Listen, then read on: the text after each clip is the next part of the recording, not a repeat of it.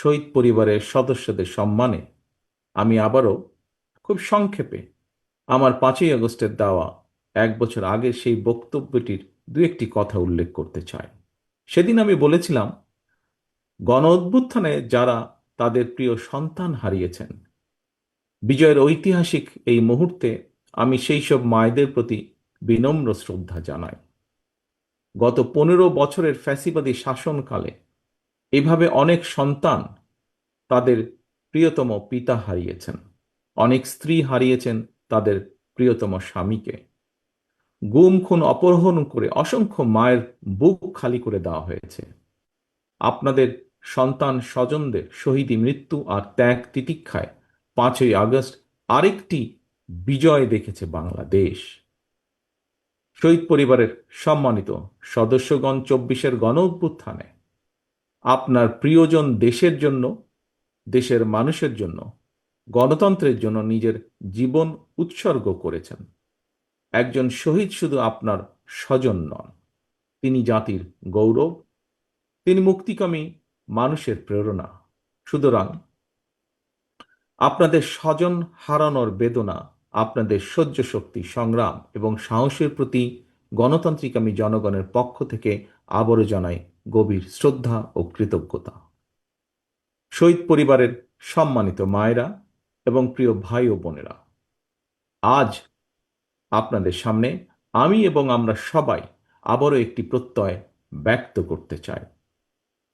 1971 সালে বাংলাদেশের স্বাধীনতা অর্জনের যুদ্ধে শহীদ মুক্তিযোদ্ধাদেরকে যেমন বাংলাদেশ ভোলেনি, 2024 সালে দেশ এবং জনগণের স্বাধীনতা রক্ষার যুদ্ধে বীর শহীদদেরকেও বাংলাদেশ কখনোই ভুলবে না। জনগণের রায় বিএনপি রাষ্ট্র পরিচালনার দায়িত্ব পেলে শহীদদের প্রতি শ্রদ্ধা জানিয়ে দেশের বিভিন্ন স্থাপনা, সড়ক কিংবা গুরুত্বপূর্ণ প্রতিষ্ঠানের নামকরণের ইচ্ছে আমাদের আছে।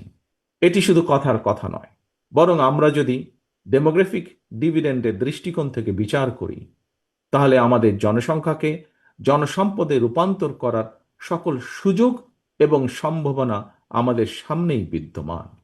এখন শুধু প্রয়োজন সুষ্ঠু নীতিমালা প্রণয়ন এবং বাস্তবায়ন। এবং সেই লক্ষ্যকেই সামনে রেখেই ফ্যাসিবাদ বিরোধী আন্দোলনে আমাদের রাজপথের সহযোগী গণতন্ত্রের পক্ষের রাজনৈতিক দলগুলোর সঙ্গে পরামর্শ করে বিএনপি 31 দফা কর্মসূচি প্রণয়ন করেছে। আসন্ন জাতীয় নির্বাচনে বিএনপি জনগণের রাষ্ট্র পরিচালনার দায়িত্ব পেলে জাতীয় সরকার গঠন করে দেশ এবং জনগণের উন্নয়নের প্রতিটি কর্মসূচির বাস্তবায়নের সর্বোচ্চ উদ্যোগ এবং প্রচেষ্টা গ্রহণ করবে।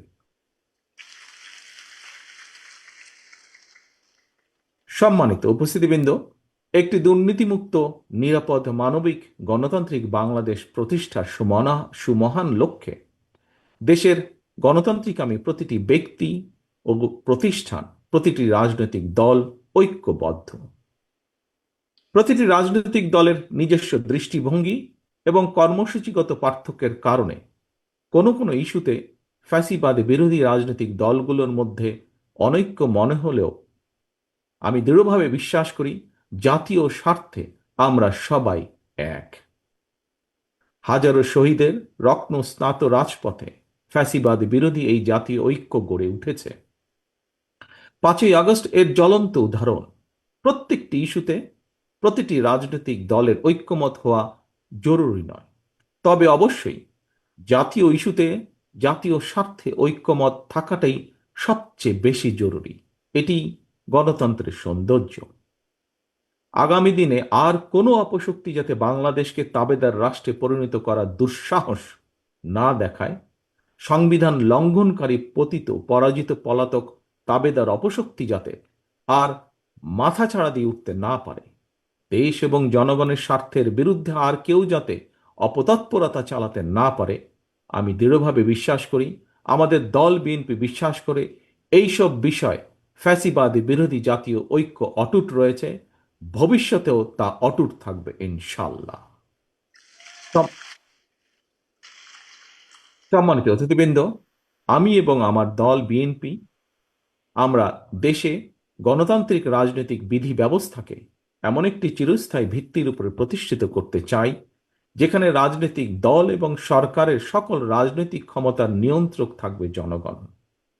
জনগণই তাদের রাজনৈতিক ক্ষমতা প্রয়োগ করে স্থানীয় সরকার থেকে কেন্দ্রীয় সরকার প্রতিটি পর্যায়ের প্রতিনিধি নির্বাচন করবে।